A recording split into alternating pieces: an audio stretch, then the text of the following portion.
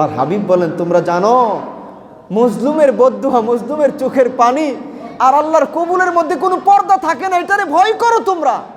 আল্লাহর হাবিব সব সময় বলেছেন তোমরা মজলুমের বদদুয়ারে ভয় করো, ভয় করো, ভয় করো। এটা বাস্তব। আপনি যুগে যুগে ইতিহাস দেখেন পৃথিবীর, কোথায় ফেরাউন, কোথায় নমরুদ, কোথায় কারুন, কোথায় হামান, কেউ নাই তো। সম্পদের পাহাড় ছিল, ক্ষমতার দাম্ভিকতায় জমিনে তাদের পা যেন পড়তো না, মনে করতো কোনোদিন আমাদের ক্ষমতা শেষ হবে না। আজকে তারা আছে? নাই। আবু জাহেল আজকে নাই, আজকে আবু লাহাব নাই। মনে রাখবেন, আপনিও থাকবেন না, আমিও থাকবো না, কিন্তু আমাদের কাজগুলো থাকবে। আল্লাহ কোরআনে বলেছেন, ইন্না ইয়াউমাল ফাসলি কানা মিকাতা ইয়াউমা ইউনফাখু ফিস-সূরি ফাতাতুনা আফওয়াজা। নিশ্চয় নিশ্চয় ফয়সালার দিন কিন্তু নির্ধারিত। একদিন কিন্তু তোমাদের নেকি বদির, তোমাদের গুনাহের, তোমাদের নেক আমলের সব কিছুর হিসাব কিন্তু হবে, হিসাব দিতে হবে।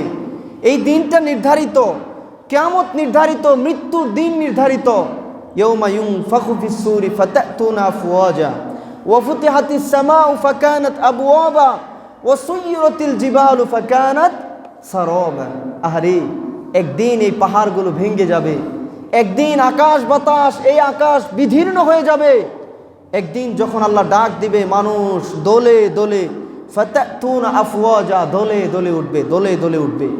হাসরবাসীরা একটা মাঠে জমা হবে, সমস্ত সৃষ্টিকুল জমা হবে। সেদিন আল্লাহ পাকের শুধু বিচার চলবে, আল্লাহ পাকের ক্ষমতা শুধু দেখবে মানুষ।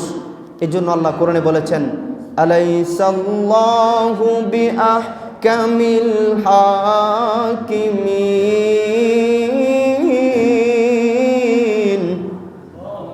আলাইসাল্লাহু বিআহকামিল হাকিমিন।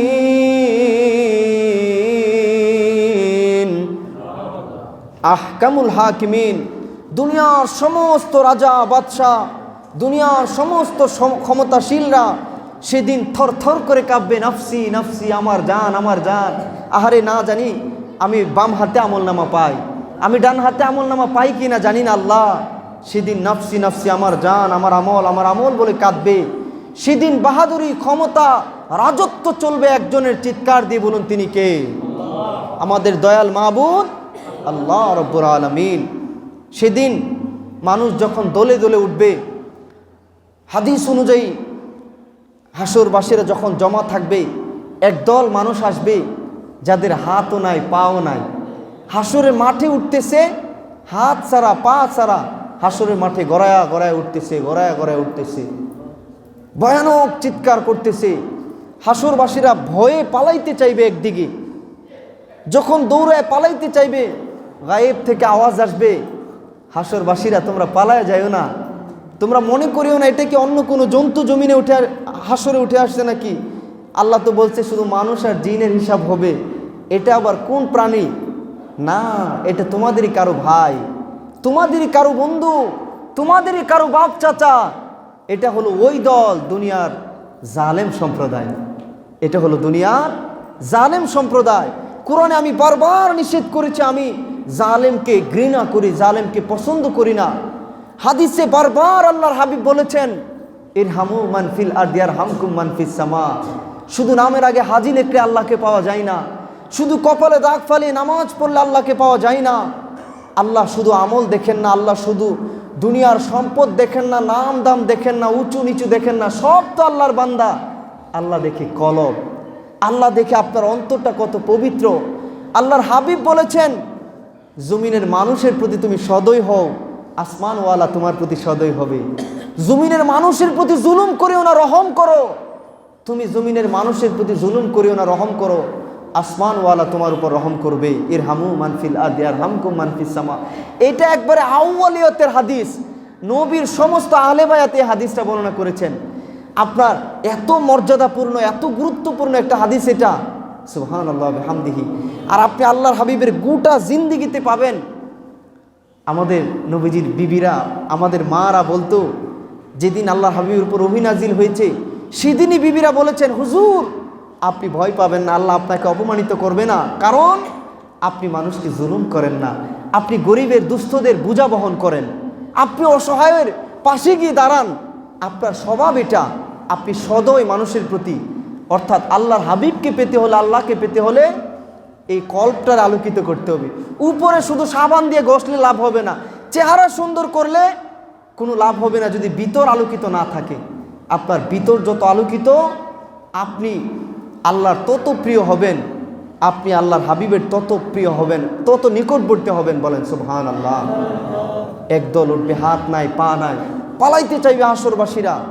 বলে এরা ওই দল যারা দুনিয়ায় ক্ষমতার জন্য মানুষকে জুলুম করেছে, যারা দুনিয়ায় সম্পদ লুট করার জন্য ভাইকে জুলুম করেছে, সম্পদ লুট করার জন্য বোনকে জুলুম করেছে, এতিমকে জুলুম করেছে।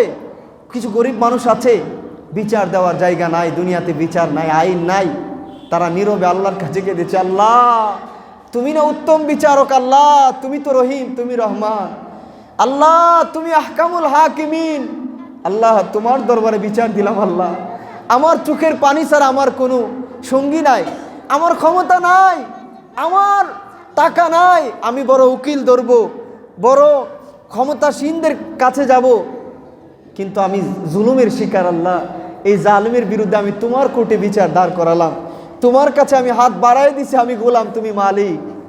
আল্লাহর হাবিব বলেন, তোমরা জানো মজলুমের বদদুয়া, মজলুমের চোখের পানি আর আল্লাহর কবুলের মধ্যে কোনো পর্দা থাকে না, এটারে ভয় করো তোমরা। আল্লাহর হাবিব সব সময় বলেছেন, তোমরা মজলুমের বদদুয়ারে ভয় করো, ভয় করো, ভয় করো। এটা বাস্তব। আপনি যুগে যুগে ইতিহাস দেখেন পৃথিবীর, কোথায় ফেরাউন, কোথায় নমরুদ, কোথায় কারুন, কোথায় হামান, কেউ নাই তো। সম্পদের পাহাড় ছিল, ক্ষমতার দাম্ভিকতায় জমিনে তাদের পা যেন পড়তো না, মনে করতো কোনোদিন আমাদের ক্ষমতা শেষ হবে না। আজকে তারা আছে? নাই। আবু জাহেল আজকে নাই, আজকে আবু লাহাব নাই। মনে রাখবেন, আপনিও থাকবেন না, আমিও থাকবো না, কিন্তু আমাদের কাজগুলো থাকবে। আসেন কিছু ভালো কাজ করে যাই, জুলুম না করি। জালেমকে আল্লাহ পছন্দ করেন না। আল্লাহ খুঁজেন একটা ওসিলা, কোনোভাবেই না আপনারে মাফ করা যায়। আপনার নেক আমল যদি কম হয়, অন্তত আপনি মানুষকে জুলুম করিয়েন না, মানুষের ক্ষতি করিয়েন না, মানুষের আপনি ছোট ছোট উপকার করেন, মানুষকে আপনি উপকার করেন। আপনি মজলুমের পাশে দাঁড়িয়ে যান, মজলুমের পাশে আপনি জুলুমের শিকার হন, কাউকে জুলুম করিয়েন না।